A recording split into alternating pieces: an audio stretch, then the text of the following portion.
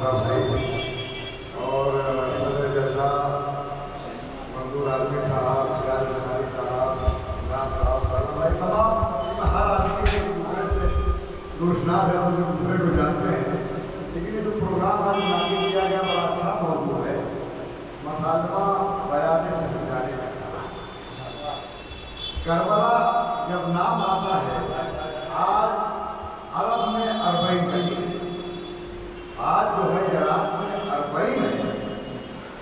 دنیا کے اندر تمام قومیں رہتی ہیں، لیکن جتنا بڑا اجتماع کربلا میں ہو رہا ہے، حج کے دوران مشکل سے 50 سے 60 لاکھ مسلمان پہنچتے ہیں. یا ہندوستان ایک ہندو ملک ہے، 80% آبادی ہندوؤں کی ہے. کمبھ کا میلہ لگتا ہے 12 سال میں، تو مشکل سے 50 لاکھ لوگ زیادہ نہیں آتے. لیکن یہ امام حسین کی محبت کا لوگوں میں جذبہ ہے جو انہوں نے اسلام کے لیے قربانی پیش کیا. آج 6 کروڑ لوگ کربلا میں پہنچ گئے ہیں امام حسین کی زیارت کرنے کے لیے. 6 کروڑ، یہ دنیا کا سب سے بڑا معجزہ ہے. میں آپ لوگوں کو یہ بتاؤں کہ 2 معجزہ میں ہیں. ایک تو حرم شریف مکہ مکرمہ میں، خانہ کعبہ میں یہ شرط جو امام حسین کے والد کو ملا، یعنی خانہ کعبہ کے اندر پیدا ہونا. خانہ کعبہ کے اندر پیدا ہونا. جب جناب مریم کا زچگی کا وقت آیا تو اللہ نے حکم دیا مریم یہاں سے باہر چلے جاؤ، اس کی حرمت پامال ہو جائے گی، اس کی حرمت پامال ہو جائے گی. مریم کو کھجور کوٹ میں جانا پڑا، حضرت عیسیٰ علیہ السلام پیدا ہوئے. لیکن جب مولا کائنات کے ولادت کا وقت آیا، ابو طالب خانہ کعبہ کے متولی ضرور تھے، چابی ان کے پاس رہتی تھی. اگر وہ تالا کھول کے اندر جاتی تو دنیا یہ الزام لگا دیتی کہ خانہ کعبہ کو نجس کرتے ہیں. لیکن نہیں، جب فاطمہ بنت اسد بڑی ہیں تو خانہ کعبہ میں ڈر پیدا ہوا، خود بخود شباب پیدا ہوا، اس میں داخل ہوئی. آپ حضرت علی کی وہاں ولادت ہوئی. مولا کائنات 3 دن تک ان کی ماں اس کے اندر رہی. مولا کائنات نے اپنی آنکھ نہیں کھولا. جب آپ صلی اللہ علیہ وسلم آتے ہیں اپنی چچی کے پاس، کہتے ہیں لاؤ میرے بھائی کو میری آغوش میں. تو لوگ پریشان ہیں، کیا بات ہے؟ اگر کوئی بچہ دنیا میں پیدا ہوتا ہے، آنکھ نہ کھولے، روئے نہ، تو آدمی گھبرا جاتا ہے، لگتا ہے حملہ ہے، نابینا ہے، کیا بات ہے؟ آپ صلی اللہ علیہ وسلم نے کہا لاؤ میرے بھائی کو میری آغوش میں. اپنا کعبے پہن لگایا، آنکھیں کھولا. مولا کائنات نے اس دنیا میں سب سے پہلے اگر کسی کی زیارت کیا تو آپ صلی اللہ علیہ وسلم کی زیارت کیا. یہ شرف ان کو حاصل. اور ایک واقعہ آپ بتاؤں، امام حسین کی شہادت کے بعد دنیا میں کوئی تمام آدمی اگر مان دیے جاتے ہیں سر کرم ہوگا تو بول نہیں سکتا. لیکن ہائے امام حسین کٹے ہوئے سر سے سورہ کہف کی تلاوت کرتے ہیں. کوفہ شام کے بازار میں جب لوگ لے سر پھیلایا جا رہا تھا تو سورہ کہف کی تلاوت کر رہے تھے. یہ دنیا کا جو سب سے بڑا معجزہ ہے. اور مجھے اس میں بولنے کا آپ لوگوں نے موقع دیا، بولا میں نے. اور امام حسین کا جو واقعہ کربلا کو میں آپ لوگ مذہبی اندر سے دیکھتے ہیں، میں کربلا کو ایک درسگاہ مانتا ہوں. کربلا ایک درسگاہ ہے. بھائی، بھتیجے، بھانجے، دوست، احباب، اگر سب کا پیار دیکھنا ہو تو آپ کربلا میں آ جائیں. آپ کربلا میں آئیں. شب عاشور امام حسین نے اپنے سارے اصحاب کو جمع کہا کہ یہ لوگ جو ہے پھر میرے خون میں کھاتے ہیں. میں نہیں چاہتا کہ آپ لوگ مارے جاؤ، آپ لوگ اس میں سے جو جانا چاہتے ہیں. میں بات کو یہ بتاؤں، دنیا میں اگر کوئی آدمی کہیں گر جائے گا، کوئی حملہ کرے گا تو آدمی چاہے گا وہ آدمی جمع کر لیا جائے تاکہ اسے جنگ لڑی جائے. لیکن یہاں فرزند زہرا کیا کر رہے ہیں کہ بھائی میں نہیں چاہتا کہ آپ لوگ کی بھی جان جائے، یہ میرے خون کے پیاسے آپ لوگ چلے جائیں. اگر اس میں سے کوئی خوف محسوس کر رہا ہے میرے بنی ہاشم کے ایک آدمی ہاتھ پکڑ تو ہاتھ چھوڑ دیا. اور اگر شرم محسوس کر رہا تو انہوں نے شمع کو کر دیا، بجھا دیا، اندھیرا کر دیا کہ گھروں میں نکل جاؤ. لیکن امام حسین کا ایک بھی صحابی اپنی جگہ سے ٹچ میں مت نہیں. یہاں تک کہ حبیب ابن مظاہر تلوار ٹیک کے اس سے کہتے ہیں کہ فرزند رسول اگر آپ نے اب دوبارہ جانے کے لیے کہا تو اپنی تلوار کا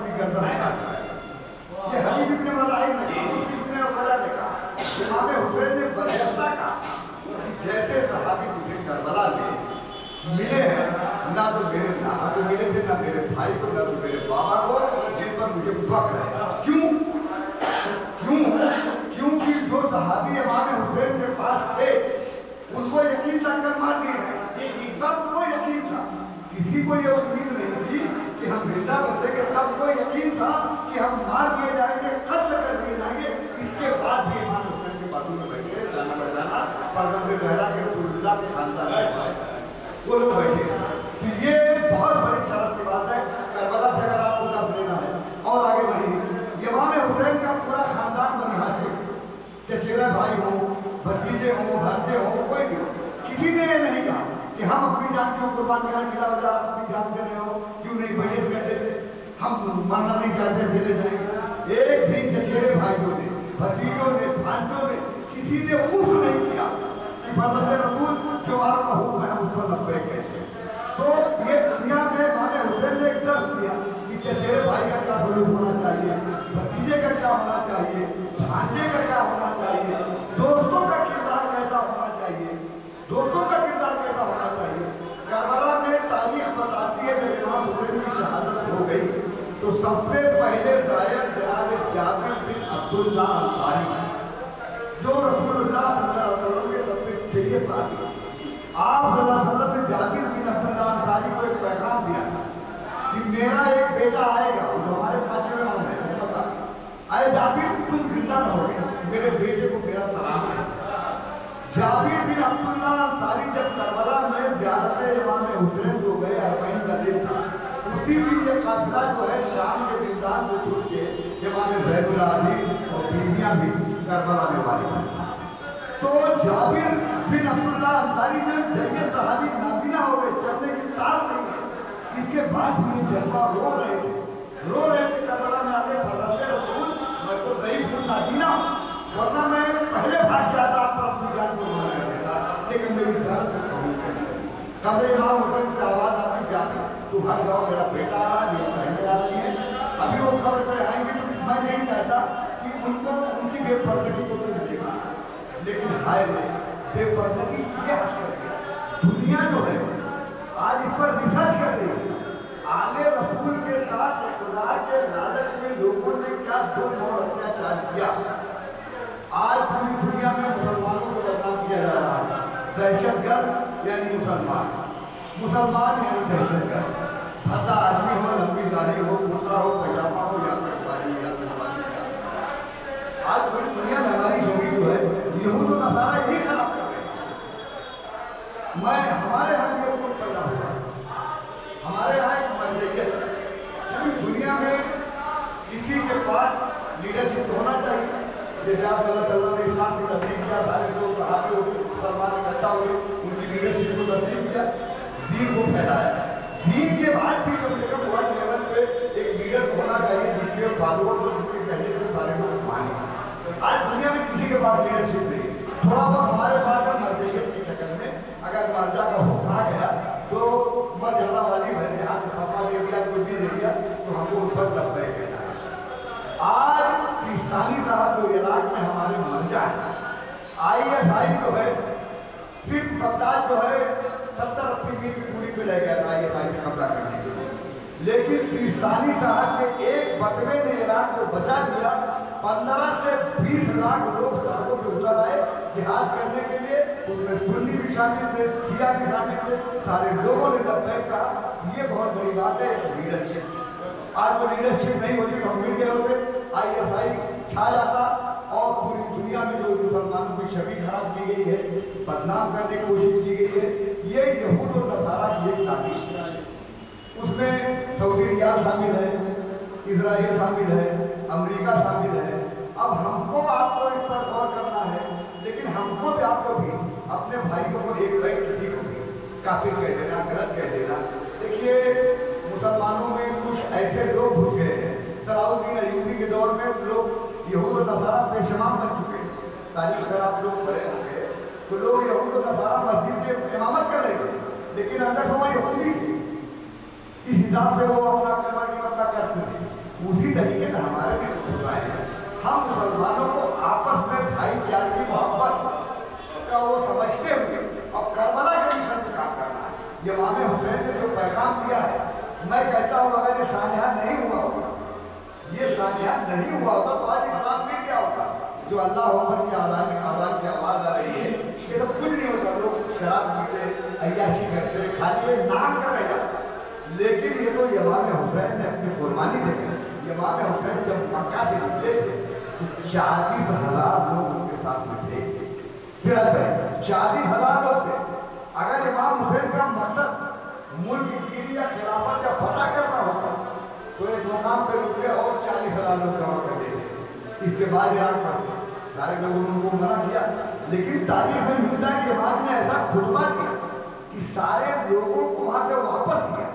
کہا میں عراق صرف اور صرف اپنے جد کی امت کی اصلاح کے لیے جا رہا ہوں. میرا مقصد ملک گیری نہیں، آپ لوگ یہاں سے چلے جائیں.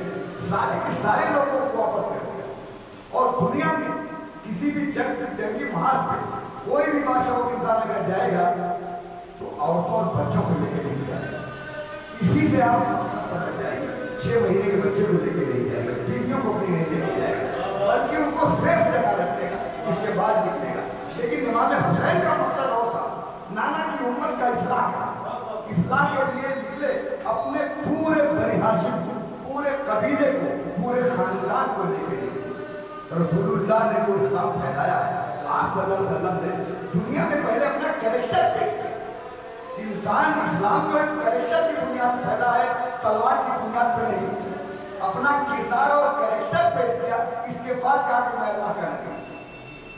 سارے عربوں نے، کفار مکہ نے، سب نے کہا کہ ہم نے کبھی آپ کو جھوٹ بولتے نہیں دیکھا. آپ صادق ہیں، آپ جھوٹ نہیں بولتے، آپ ایمان والے ہیں، آپ کسی کا امانتدار ہیں. جب تک پہلوا لیا تو اسلام کی تبلیغ کیا. اسی طریقے سے یہ جو خانوادہ ہے بنی ہاشم کا، یہ آل رسول جو ہے، یہ بجرن پاک جو ہے، نجران کے عیسائیوں کا جب ڈیلیگیشن آتا، شش منڈل آتا سراج بھائی آپ صلی اللہ علیہ وسلم کے پاس، اور وہ دلائل پیش کرتا ہے حضرت عیسیٰ علیہ السلام کے تعلق سے. وہ کہتا ہے حضرت عیسیٰ جو ہے اللہ کے بیٹے ہیں. آپ نے کہا نہیں، وہ اللہ کے رسول نہیں ہے. اور پھر وہی آتی ہے، نازل ہوتے ہیں کہ اسے مباہلہ ہے. مباہلہ کسے کہتے ہیں؟ مباہلہ اسے کہتے ہیں کہ ایک میدان میں دونوں قوم فریق جمع ہو جائے اور جو غلطی کو فتوا کے لیے دونوں لوگ کریں وہ تباہ برباد ہو جائے. جب مباہلے کے میدان میں کہا کہ تم اپنی عورتوں کو لاؤ، ہم اپنے مرد کو لاتے ہیں، تم اپنے مرد کو لاؤ، ہم اپنے لاتے ہیں، تم اپنے بچوں کو لاؤ، اپنے بچوں کو لاتے ہیں. تو سرور کائنات صلی اللہ علیہ وسلم نے عورتوں میں صرف بیٹی فاطمہ کو، بچوں میں اپنے کو لیا. سارے لوگ جانتے ہیں وہ عام واقعہ ہے پورے موبائل میں. اور جب لے کے نکلے ہیں تو نجران کے یہودی عیسائی جو 80 سال 90 سال تک وہ لوگ بھی تہجد گزار تھے، ہماروں اپنے وقت کے بعد واسطہ کرتے تھے، وہ بھی ہمارے اہل کتاب ہیں. لیکن ان کے لوگوں کو پہلے سے پیشین گوئیاں کر دی گئی تھی، اثرات بنا دیے گئے تھے. نبوت کے لیے لوگ آئے.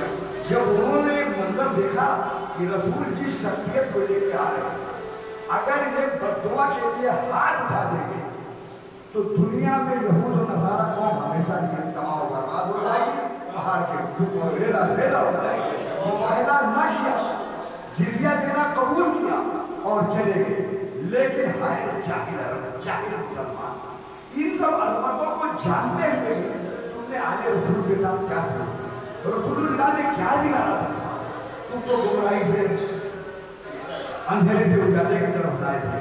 تم عورتوں اپنے اور لڑکیوں کو زندہ دفن کرتے تھے. تم میں جنگیں ہوتی رہتی تھی. آپ نے سب میں بھائی چارگی پیدا کیا.